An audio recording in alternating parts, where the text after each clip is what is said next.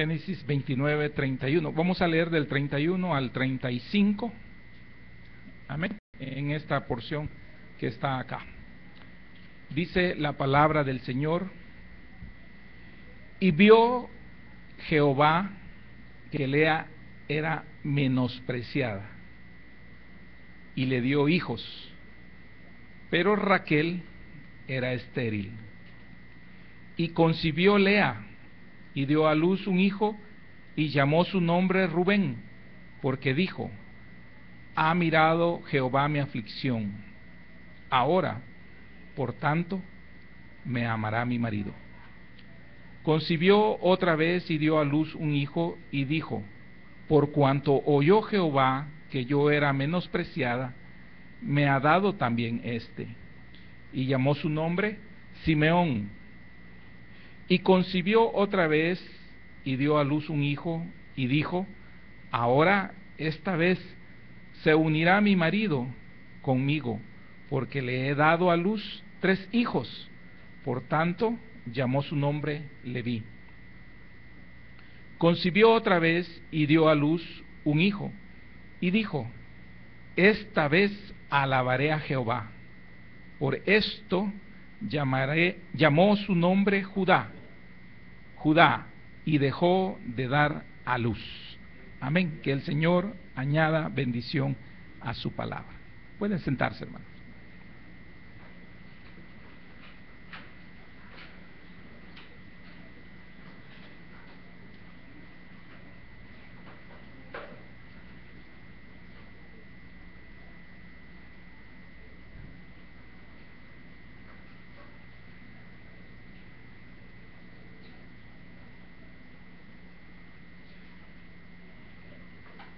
El tema es los hijos de Lea. Los hijos de Lea, que aquí vemos, fueron 4.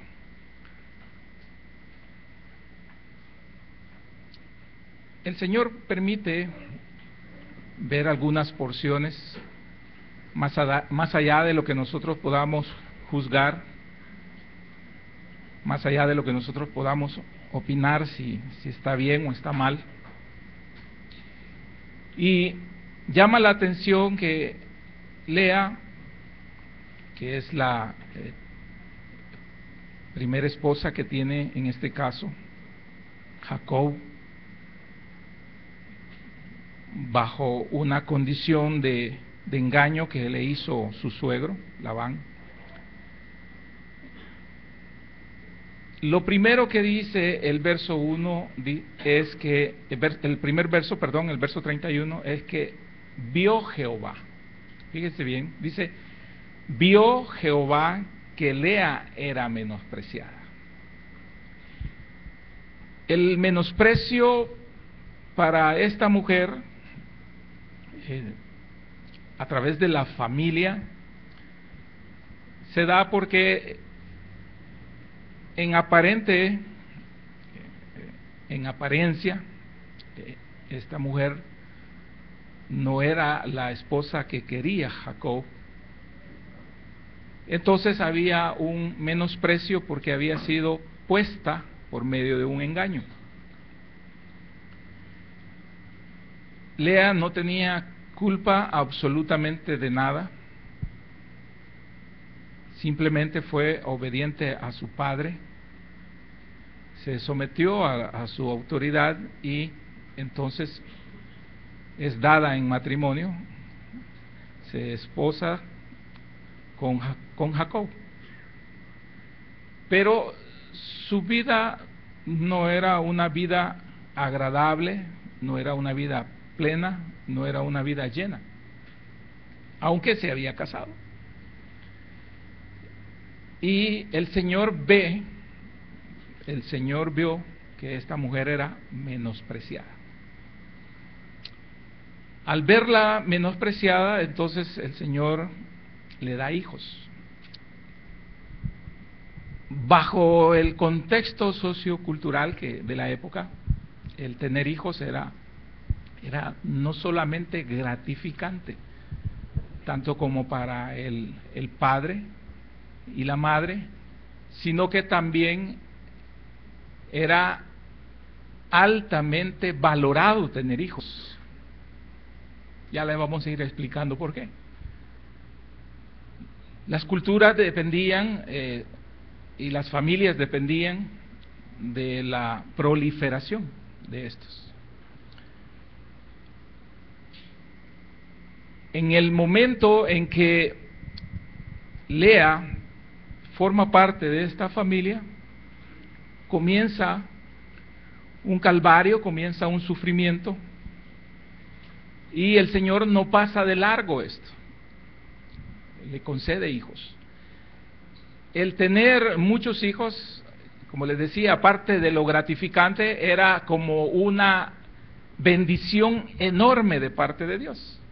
Por eso en el contexto vemos que cuando llega al cuarto hijo, entonces ya es la culminación, ya hay un punto de felicidad absoluta de parte de Lea para con el Señor, y por eso le llama alabanza a su último hijo,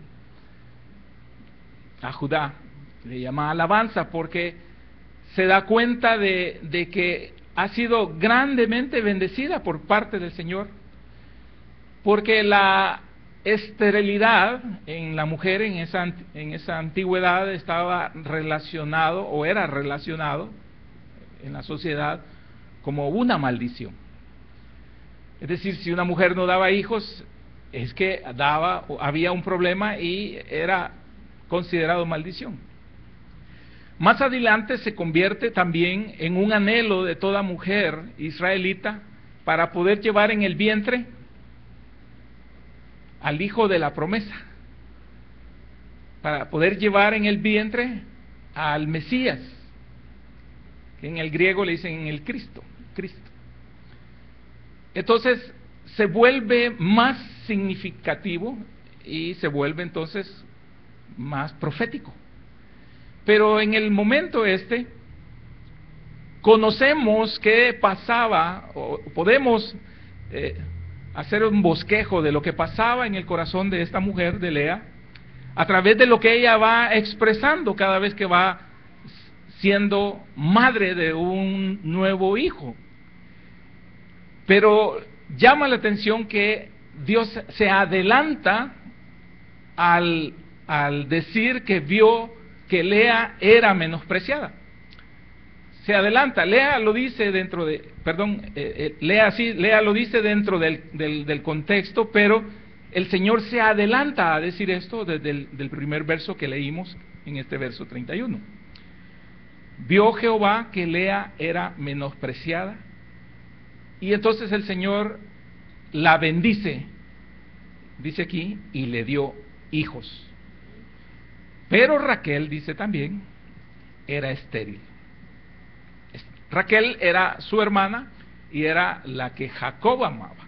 Y eso tiene un simbolismo muy especial en lo que es Raquel, que representa a Israel. Ya vamos a ver por qué es estéril en ese momento Israel. Y Lea representa a la iglesia.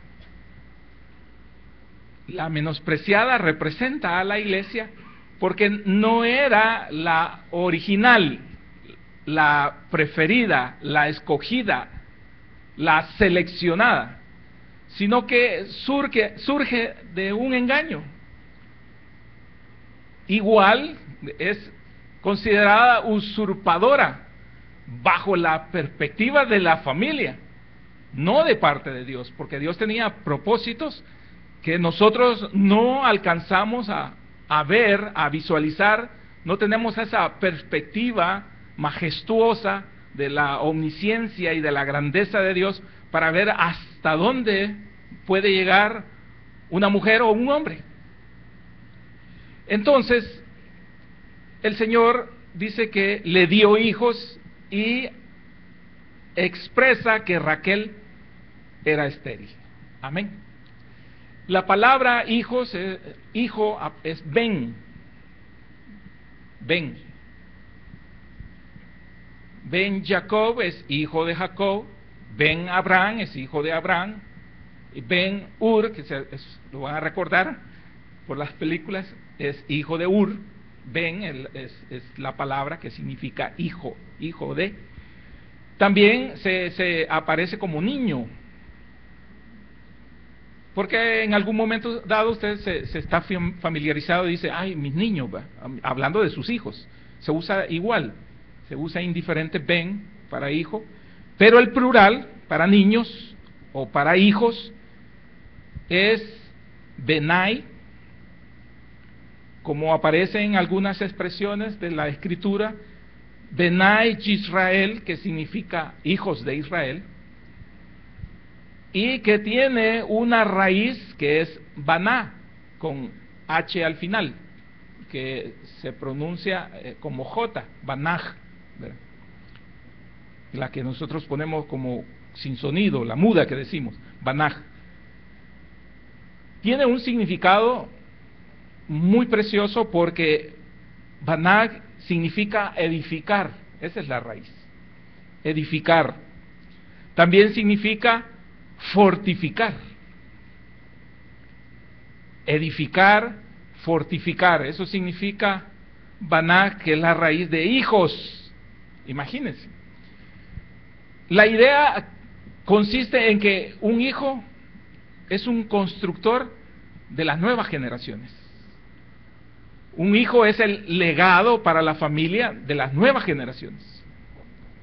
Entonces se vuelve importante el hijo dentro del plan de Dios, dentro de la institución de la familia, dentro de la institución de parte de Dios en el matrimonio, y se vuelve también importante los hijos porque son la heredad, no solo de los padres físicos o biológicos, sino que también son herencia de Jehová, los hijos. Amén.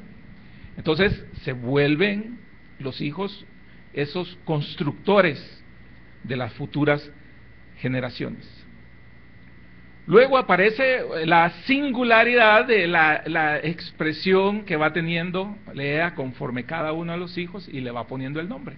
Entonces dice que concibió Lea y dio a luz un hijo y llamó su nombre Rubén, porque dijo, fíjese bien, ha mirado Jehová mi aflicción. Ahora, por tanto, dice, ha mirado Jehová mi aflicción. Ahora, por tanto, me amará mi marido. Claro, al darle hijo y ser el primogénito, se convertía en un gozo también para Jacob, independientemente no fuera la mujer que amaba y que había escogido. Pero el Señor había permitido esto. Y entonces ella estaba afligida, imagínense. No quiero tocar puntos que vimos hace poco en una enseñanza muy preciosa de parte del Señor, cuando tenemos esa miseria que acarreamos o que llevamos o a la que somos sometidos, miseria, y que a veces nuestra alma se aflige, se entristece, se daña, sufre. Pero en algunos casos, algunos padres, especialmente las madres, pueden llevar una aflicción interna.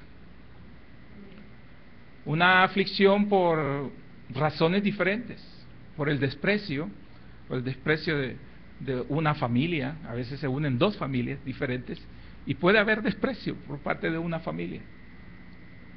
Puede haber envidia, puede haber también una escasez grande que los lleva a un estado de miseria.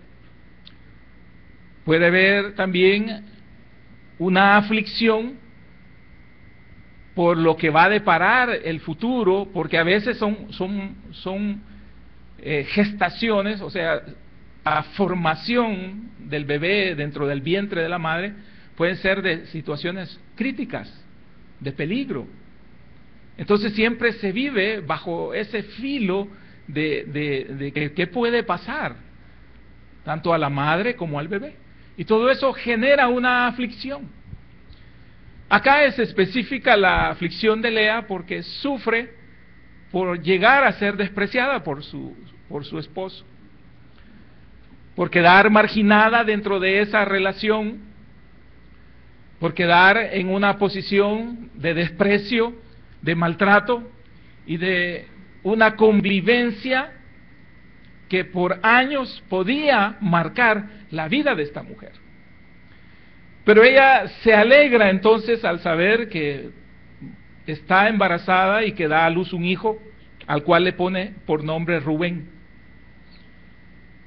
Dijo, por eso se llama Rubén, ha mirado Jehová mi aflicción. Mire qué precioso esto. Ella podía confiar en Dios y sabía que Dios estaba en el asunto. A pesar de las circunstancias, porque a veces las circunstancias nos hacen incluso dudar si Dios está de la mano con nosotros. A veces creemos que estamos solos pasando ese escenario horrible, feo, ¿verdad?, del desprecio, que puede llegar a afectar al embarazo de una mujer.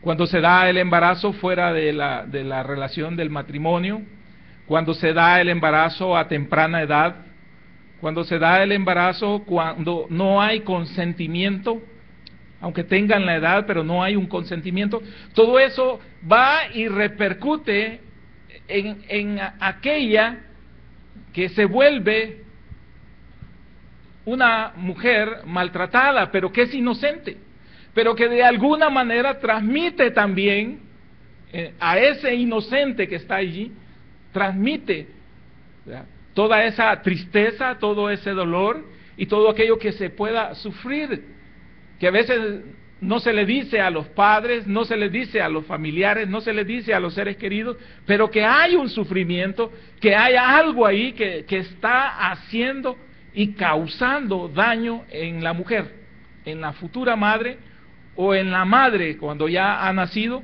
y comienzan esos primeros meses con ese bebé.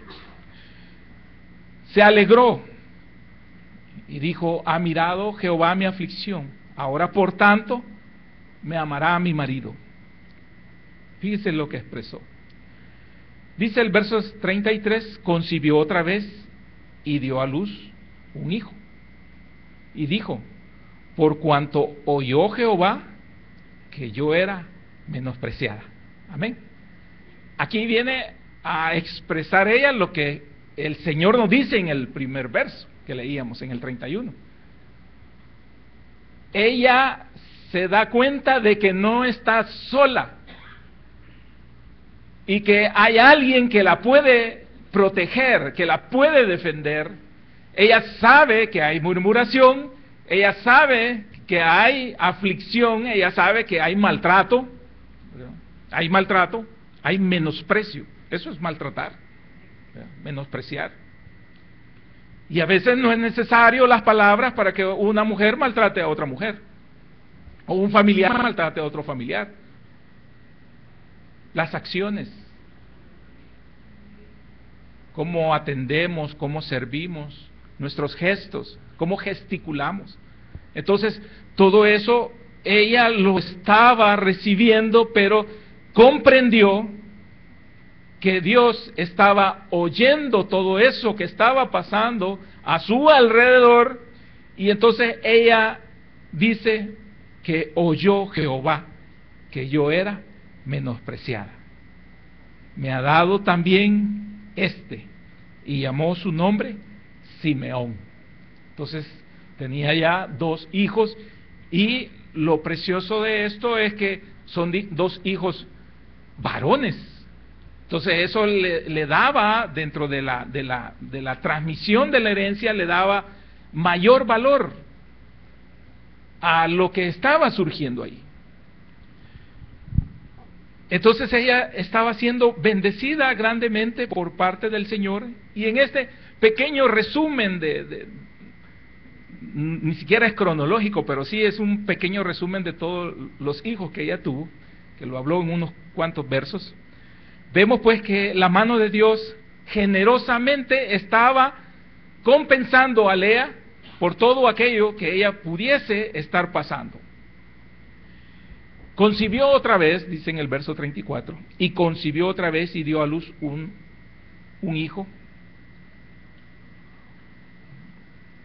y dijo: ahora esta vez se unirá mi marido conmigo, porque le he dado a luz 3 hijos. Por tanto llamó su nombre Leví. Fíjese que como mujer albergaba sentirse amada. Entonces, unirse su marido es llegar a realmente desempeñarse como tales, como pareja. Como pareja en el sentido total de lo que representa esto. Y ella, al dar el tercer hijo, siente que se ha congraciado Dios con ella, y que entonces ella hace su mejor esfuerzo por agradar a su esposo y para que éste la pueda apreciar y valorar grandemente.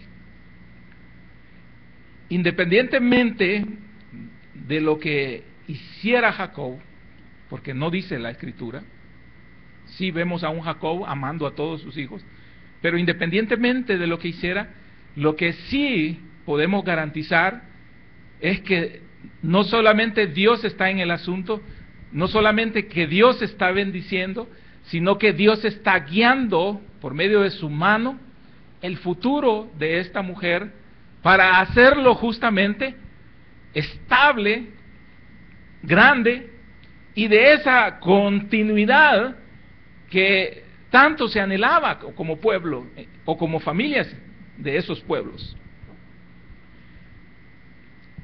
Luego dice que concibió otra vez y dio a luz otro hijo, y dio a luz un hijo, y dijo: esta vez alabaré a Jehová. Por esto llamó su nombre Judá, y dejó de dar a luz. Amén. Vemos también una parte muy importante del nombramiento. El nombramiento tiene que ver con la interacción que hay, o sea, qué es lo que sucede, y así como lo que sucede ponen el nombre, ¿verdad? No es como las sociedades modernas que hemos ido poniendo nombres por diferentes formas, por calendario, ¿verdad? Que lo hemos puesto ahora por artistas famosos, de telenovelas, de películas, ¿verdad? Y ahí hay unos comediantes que hasta se burlan de eso y le ponen al hijo Osterheiser, ¿verdad? Porque se burla del poco tino que tenemos de nombrar a nuestros hijos, sabiendo que el nombre va a representarlos toda su vida. Amén. Entonces, como que desvaloramos ahora el nombre. En cambio, en antigüedad vemos que ellos estaban muy pendientes de su relación, en esa interacción que tenían, en esa comunicación y en esa convivencia con Dios. Entonces ellos podían poner los nombres. Ahora, pues, como le digo, usamos nombres incluso que ni siquiera nosotros mismos podemos escribir, ¿verdad? Cuando nos preguntan en el registro cómo se deletrea o cómo se escribe, no podemos, ¿verdad? Y usamos con una gran influencia nombres extranjeros, ¿verdad? Y pobrecitos los niños que nacen cuando están los mundiales de fútbol, ¿verdad? Porque los nombres de los futbolistas les empiezan a poner a los pobres, y ahí aparecen un montón de Riveliños y Ronaldinhos y de todo, ¿verdad? Pobrecitos. Entonces, esa falta de conocimiento, esa falta de valorización, no era el caso acá, sino que el nombre tenía algo que tenía un simbolismo muy especial. No era vano el nombre. Vemos pues que, por ejemplo, a Jacob se le puso, el que toma del calcañal, se le puso así porque fue gemelo y venía, dice que en el parto venía tomado del calcañar, o sea, tomó el pie de su hermano, y eso era también simbolizado más adelante como engañador o como usurpador, que habló mucho del nombre del engaño que hizo para robar la primogenitura. Pero como era un hombre que Dios estaba considerando en sus planes, le cambió el nombre, y ese nombre le fue cambiado a Israel, que significa el que lucha con Dios. No contra Dios, sino que con Dios, el que lucha con Dios. Y fue un nombre muy importante para el pueblo de Israel, pues se honró con el nombre de Israel a toda esa nación con la cual Dios pactó. Dios estableció una relación muy especial con ellos. En algunos casos Dios ha cambiado el nombre, como lo vemos con Israel. Jacob pasó a ser Israel. Oseas, de los príncipes que fueron a espiar la tierra prometida, le fue cambiado el nombre a Josué. Antes se llamaba Oseas, hijo de Nun, y luego pasó a ser Josué. Oseas significa salvado, pero Josué significa Jehová es salvación. Amén. Oseas es salvado, pero no salvado por cualquiera, pero Josué es que Jehová ha salvado. Entonces cambió el nombre, le fue cambiado el nombre por Moisés. Fíjese bien. También a Pablo, que se llamaba Saulo, la versión latina de Saúl. Saúl es el original. Le fue cambiado el nombre a Pablo en el libro de los Hechos. Y Pablo significa pequeño. Pequeño porque pasó por un trato muy especial, y aquel hombre estudiado, preparado, aquel hombre celoso de su fe, engreído de sus conocimientos, engreído de su raza, engreído de su tribu, orgulloso del conocimiento y de quienes habían sido sus maestros, perseguidor con un gran celo de su fe, de la religión de los judíos, tuvo que ser reducido a nada, derribado, para poderse convertir, como él mismo lo expresa en sus cartas, en un utensilio agradable delante de Dios. Es decir, que tuvo que pasar una humillación, y por eso tiene un significado muy especial el nombre a llegar a ser Saulo.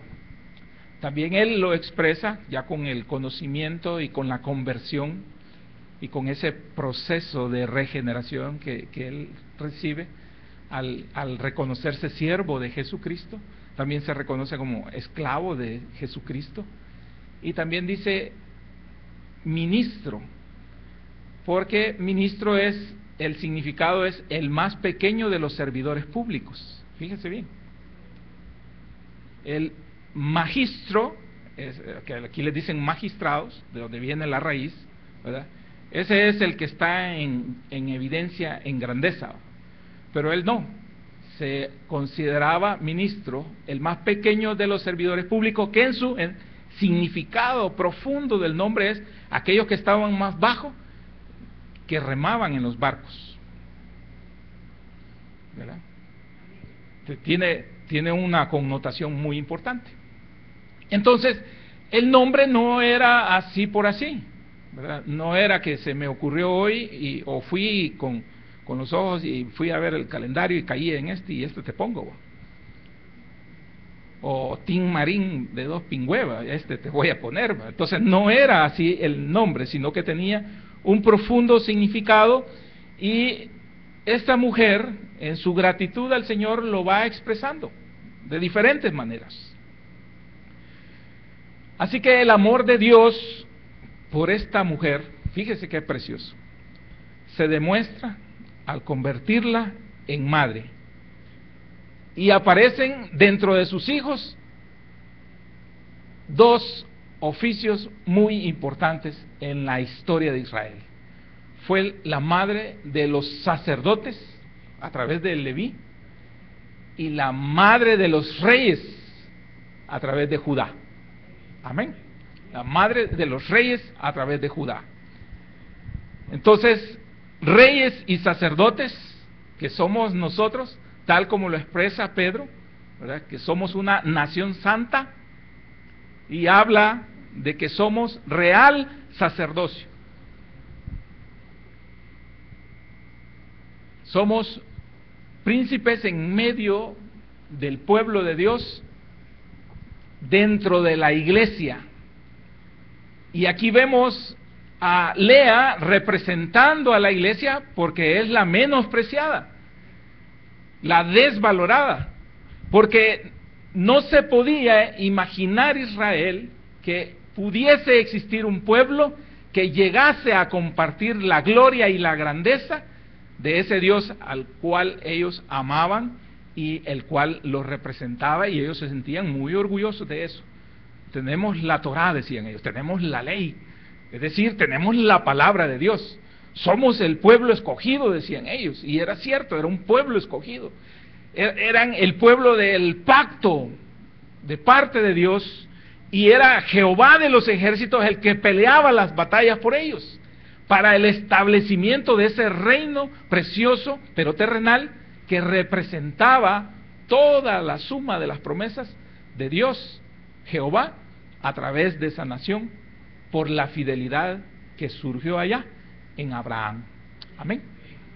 Pero vemos entonces que el Señor bendice a esta mujer a través de dos hijos, Leví y Judá. Y qué precioso es llegar a tener hijos que sean de bendición, y no estamos hablando como en algunos términos nosotros podemos llegar a ver al hijo como alguien que va a ser un proveedor. No, ese es el concepto. El concepto que nosotros debemos de tener es poder dar al Señor hijos que puedan ser de orgullo para el Señor. ¿Sí? Para el Señor.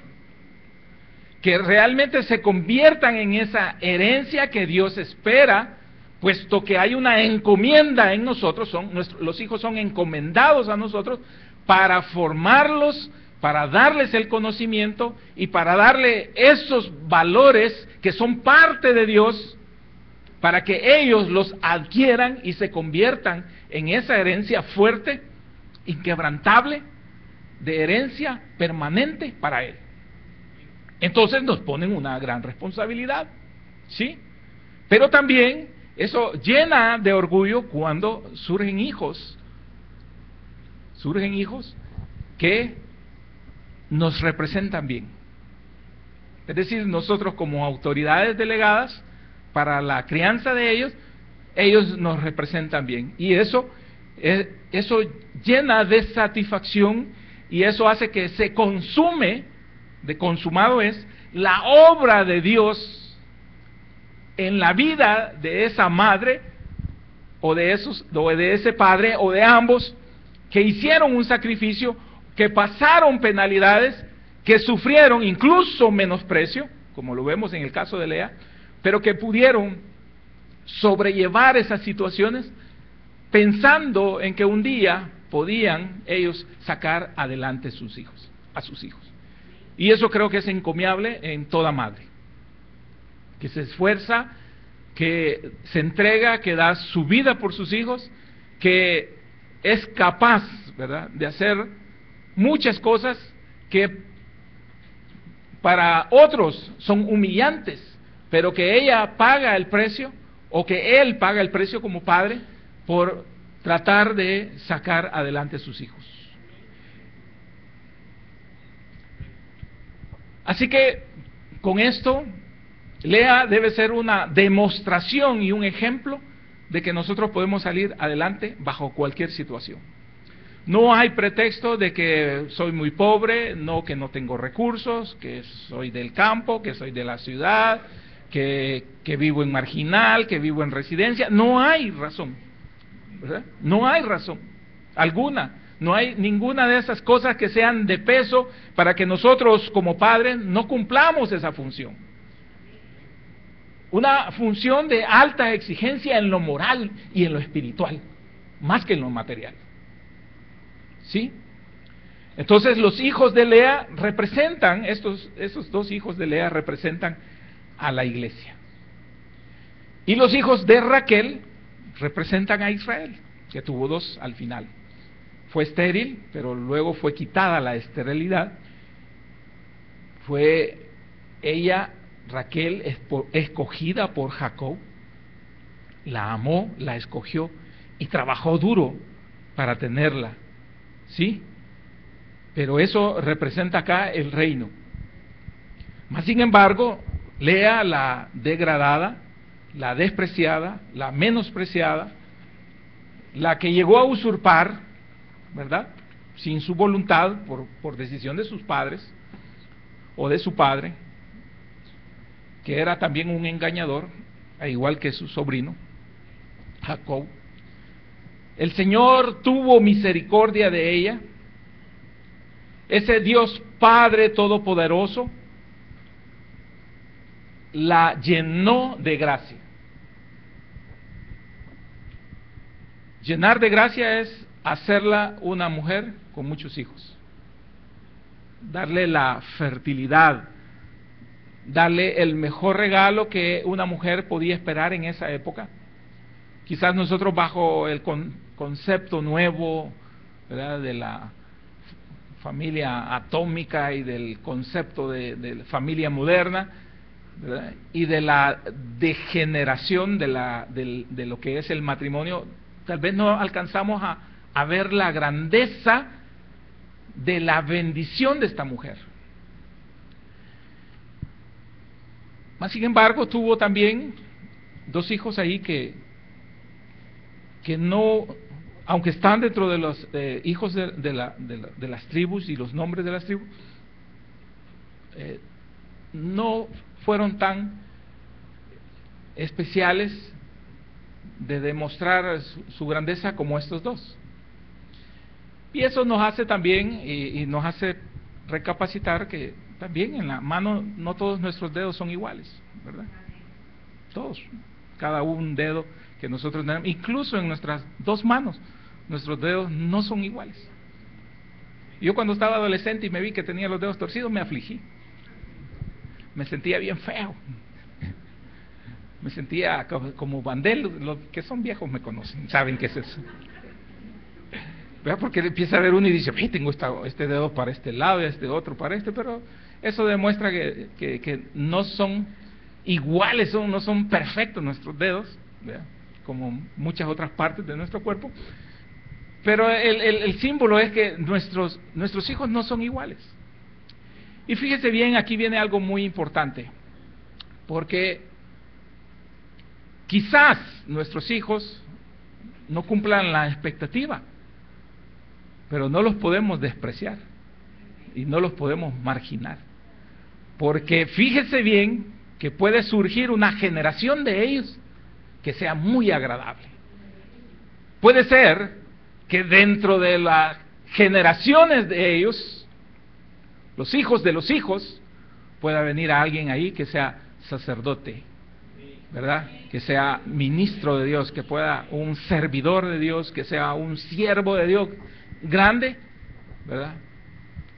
Y que así como se estaba viendo a Lea menospreciada, su herencia, sus hijos estaban surgiendo como unos hijos o como una generación de gran valor delante de los ojos del Señor. Amén. Que algunos de ellos desviaron, o algunos de ellos se desviaron, porque la historia es tremenda en todos ellos, que tuvieron partes menos espirituales o se bajaron completamente a la carne. Mas sin embargo, en la ponderación Dios ve a buenos hijos. Mire qué precioso es. Ve más allá de los errores que se puedan cometer y ve buenos hijos. Así que Lea, que era la hermana mayor, que nos representa a nosotros, a la iglesia, representa entonces al mejor pacto. Representa las mejores promesas.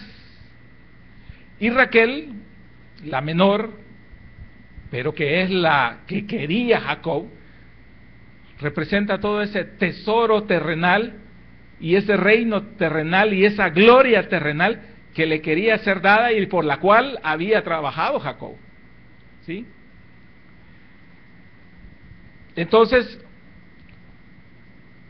Dios nos escogió a nosotros a través de el simbolismo en Lea, pero nosotros como iglesia, ¿verdad?, que en este momento no entendemos toda la grandeza de esto, dice el apóstol Pablo que la multiforme sabiduría de Dios, la multiforme sabiduría de Dios la vamos a entender más adelante.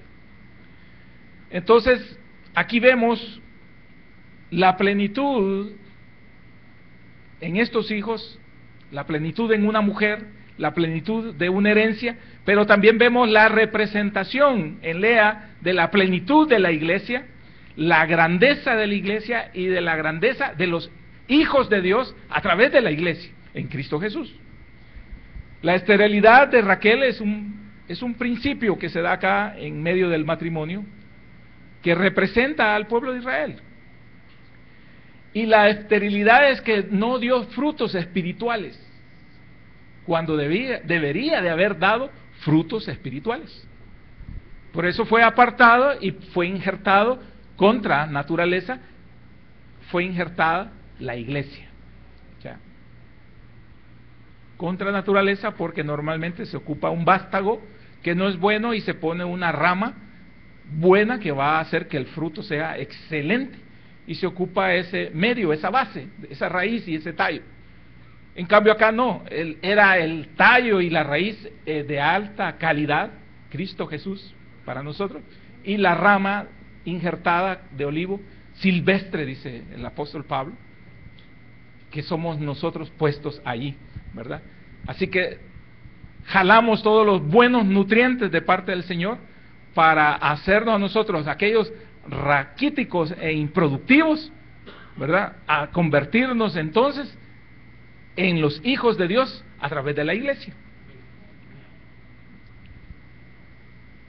Eso hace que también seamos partícipes de una herencia no terrenal como Raquel, pero sí de una herencia celestial en Cristo Jesús.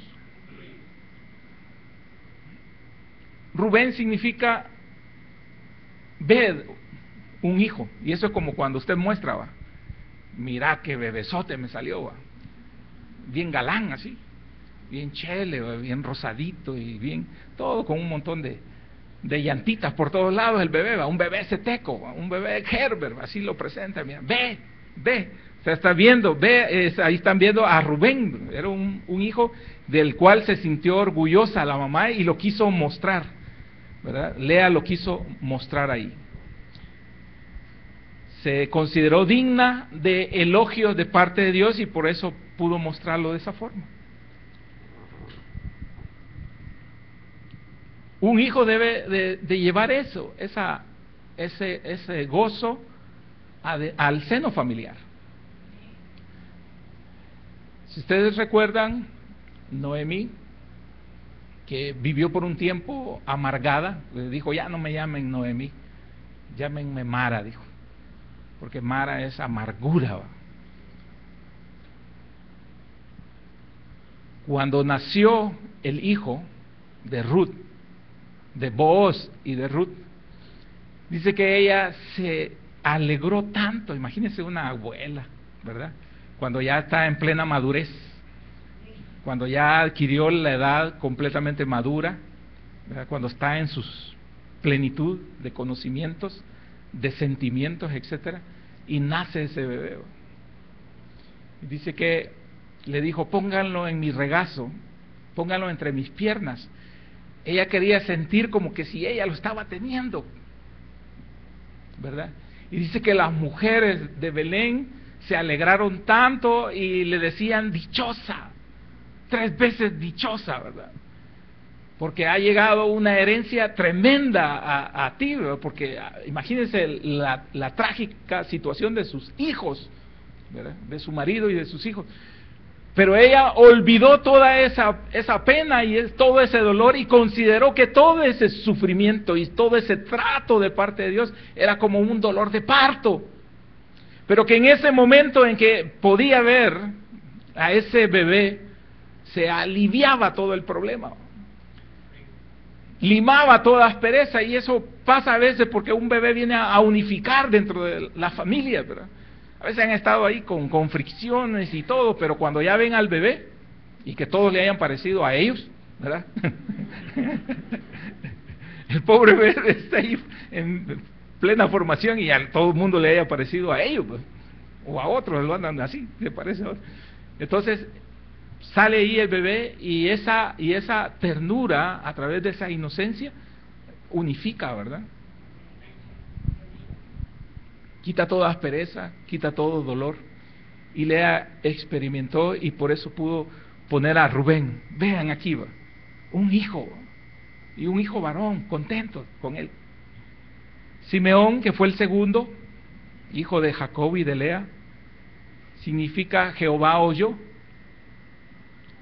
Jehová pudo escuchar, fíjese bien, lo que Lea estaba sufriendo, la miseria de esta mujer, y ella encontró satisfacción en saber que Dios la escuchaba, que sus penalidades, que sus sufrimientos, porque usted puede estar en sufrimiento y no demostrarlo acá, y usted venir y congregarse y usted hacer y poner su mejor cara, pero usted está pasando una dificultad enorme, una dificultad grande. El primer texto que leíamos en ese verso 31 debe ser el consuelo para usted.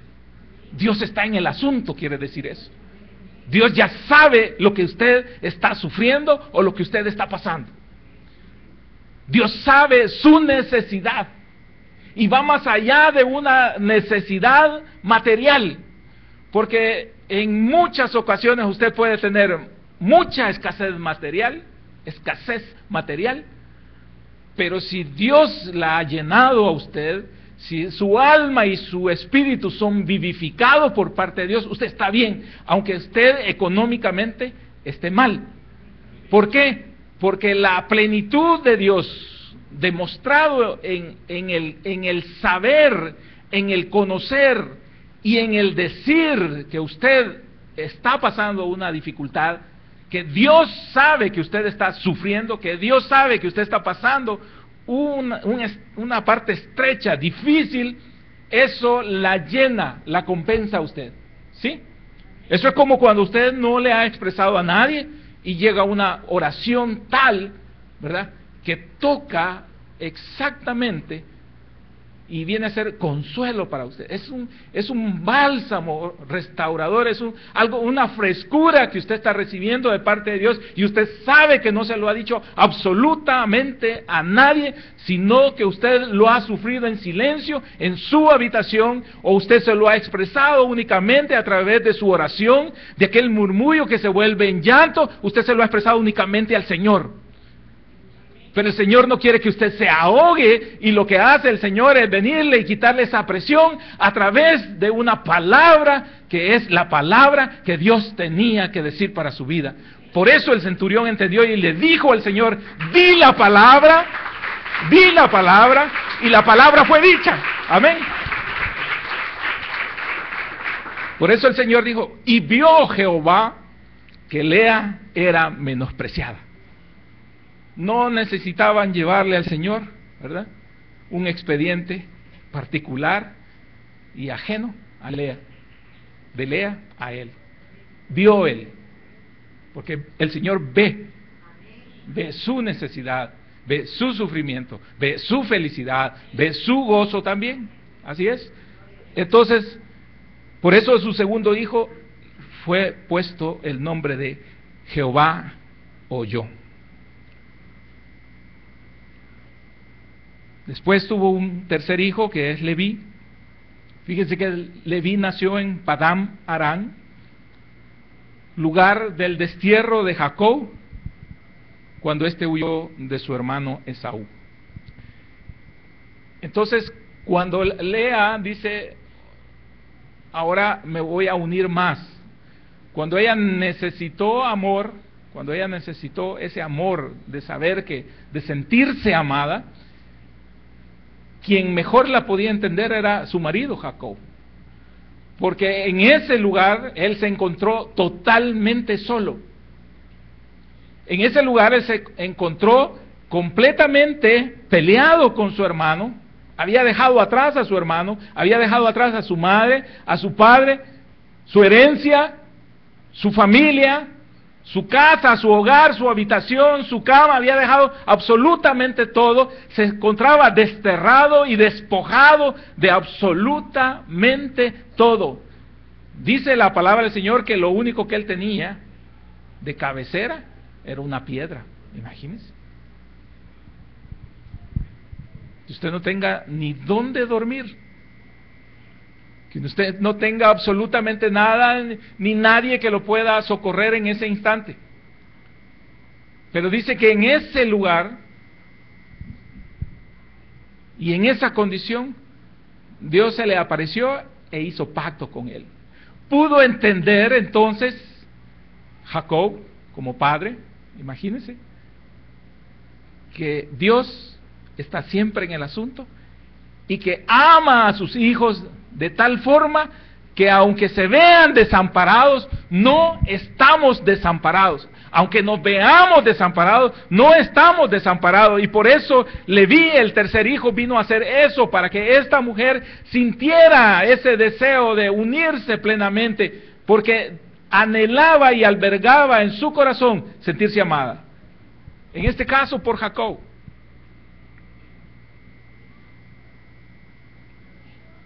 Amén. Y por último, le nació el cuarto hijo de ella, último de ella, Judá, que significa alabanza. Judá quiere decir alabanza, así es. Y ese fue el nombre que le fue dado a la tribu de Israel, una de las tribus más importantes. Fíjese que Jacob, padre, ya en su vejez, antes de su muerte, pronuncia una oración preciosa, una oración profética, y alaba a Judá, dándole la más grande bendición dentro de sus hijos, dentro de sus hermanos. Lo pone como que él sería alabado. Mire, imagínense. Dentro de sus hermanos, uno iba a ser alabado, y ese iba a ser Judá. Y su madre le había puesto alabanza en honor a Jehová. Al tener el cuarto hijo y completar ese gozo en ella, ella estaba en total agradecimiento a Dios y le dedica a ese hijo en alabanza. Pero viene Dios y no solo toma esa dedicación, sino que la toma el Señor y convierte en alabanza en medio de sus hermanos a ese hijo que le había sido dado a él en alabanza. Amén. Mire qué tremendo el Señor. Toma su ofrenda, pero la regresa a esa ofrenda. ¿Sí? Y esa bendición hace que, y esa alabanza hace que triunfaría no solo en medio de sus hermanos, sino que también en medio de sus enemigos. En esa oración que hace el padre Jacob para su hijo, lo hace, le dice que va a tener autoridad monárquica, o sea, cetro le da, y lo iba a ser legislador. ¿Sí? El cetro era señal de autoridad jerárquica como máxima autoridad, pero también es legislador. Tiene el cetro que representa el poder legal, ¿sí? Que iba a ser el legislador. Y también se convierte en una profecía mesiánica, porque de allí iba a surgir el Cristo, el Mesías, que tendrá esa vara de poder, esa vara de hierro para poder legislar en su reino, en el reino mesiánico. También es de donde proviene David, de donde vino Cristo, a través de David también. Y David alaba al Señor, a Jehová, en todos sus actos y a través de tantos salmos preciosos que él pudo componer. Fue el que, dentro de las tribus, el que dirigió a Israel a través del desierto y también encabezó la conquista de Canaán. ¿Sí? Y cuando se establece el gobierno de David, Judá fue la primer tribu en reconocerle y en alabarle. Habla también la Escritura que los guerreros de Judá eran ambidiestros, o sea, que usaban mano derecha y mano izquierda indiferentemente. O sea, que tenían habilidad, capacidad. Esto surge en las nuevas generaciones que llevan ese nombre. No se dio en estos 4 hijos, sino en las tribus que descendieron y que mantuvieron ese nombre, de las tribus de Israel. Por eso les decía la importancia de esa heredad y la importancia de no menospreciar, aun cuando tengamos hijos que no cumplan las expectativas que nosotros tenemos de ellos. ¿Sí? Porque puede ser que en este momento no llenen esa expectativa, esos requisitos, pero Dios puede ver en ellos algo más, y en los hijos de ellos una bendición más grande. ¿Sí? Por eso se convirtió Lea en un fundamento para el establecimiento de esa gran nación, aportando por parte de Dios y en una forma sobrenatural 4 hijos. 4 hijos, 4 tribus. De el menosprecio, del maltrato, Dios lo transformó. Así que no dude, hermana, y no dude, hermano, de que el menosprecio, el maltrato, la indiferencia y todo aquello que se viene en contra de usted, Dios lo puede revertir para bendición suya y para beneficio de Él, a través de sus hijos y a través de los hijos de sus hijos. Dios vio, Dios ve y Dios verá. Amén. Que el Señor añada bendición a su palabra. Gracias, Padre Celestial. Gracias, Señor, por tu palabra, Padre. ¿Qué vistes hoy, Señor? ¿Qué vistes hoy?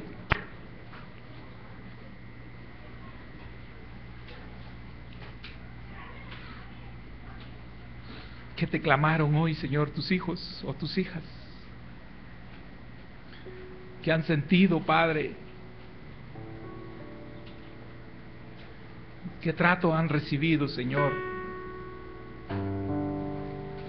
Que hoy tú, Señor, a través de tu palabra los quieres honrar.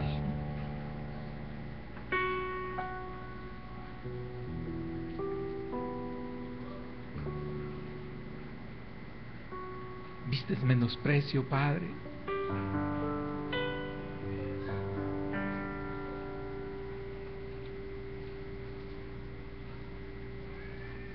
No pasó de largo ese corazón, Señor. No pasó de largo para ti, Padre. Así que comprendemos, Señor, que siempre hay una palabra, siempre hay una visitación. Visitación, Señor. Y como aquella mujer samaritana, Padre, tú te moviste, Señor, a distancia, no importando el calor, la fatiga, el cansancio. Tú fuiste a bendecir una mujer, Señor, en medio de un pueblo, una mujer, Padre. Una mujer que tenía necesidad.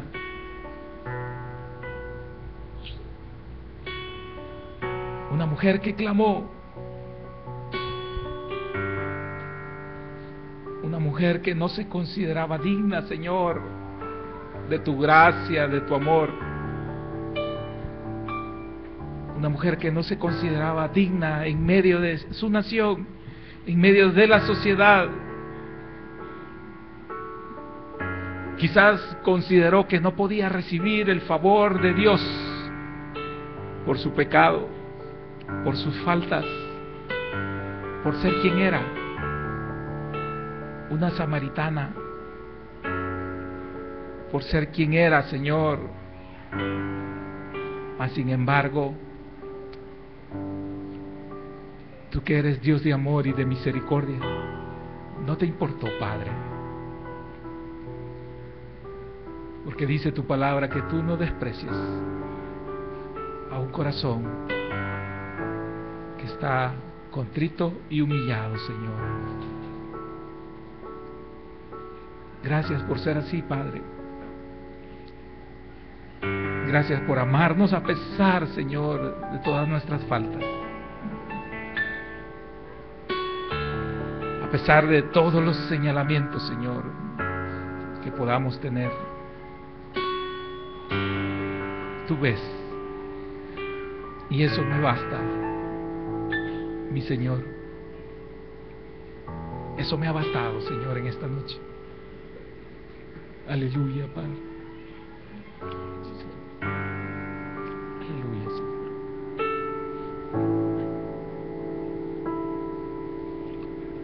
Aquí